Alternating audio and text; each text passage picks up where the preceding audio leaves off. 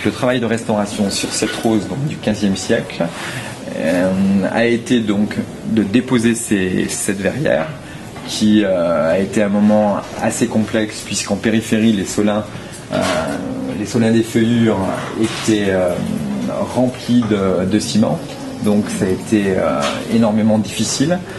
Suite à ça, donc les vitraux sont arrivés sur le Mans pour une restauration en atelier.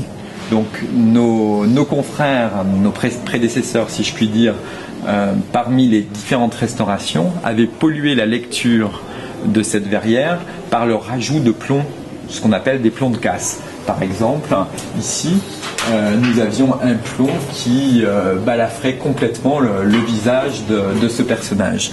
Donc nous, notre mission, pour répondre dans le sens du cahier des charges, était en un de dessertir, donc c'est-à-dire de retirer tous les plombs de chaque élément de la rose. Suite à cela, on faisait un inventaire pour retrouver les plombs d'origine, donc supprimer les plombs qui avaient été rajoutés au préalable et de combler les lacunes par des principes de collage type silicone un peu plus performant qu'un silicone classique, bien sûr, hein, c'est validé par le LRMH, et surtout des collages en époxy.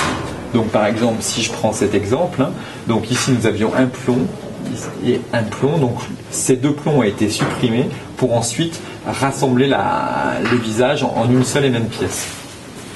Ce qui est exceptionnel, c'est la qualité de la commande. Hein. Donc là, nous sommes sur la Sainte-Chapelle. Déjà, c'est un lieu quand même de prestige, qui est quand même un des sites, je crois, hein, mais ça, je ne suis pas un grand spécialiste, mais des plus visités de France. Et puis, on est sur une facture du XVe siècle, où dans l'ensemble, on est parfaitement authentique. C'est-à-dire qu'il y a eu très peu de compléments 19e. Donc, tous ces éléments que vous voyez là, au travers de votre caméra, sont des éléments du XVe siècle.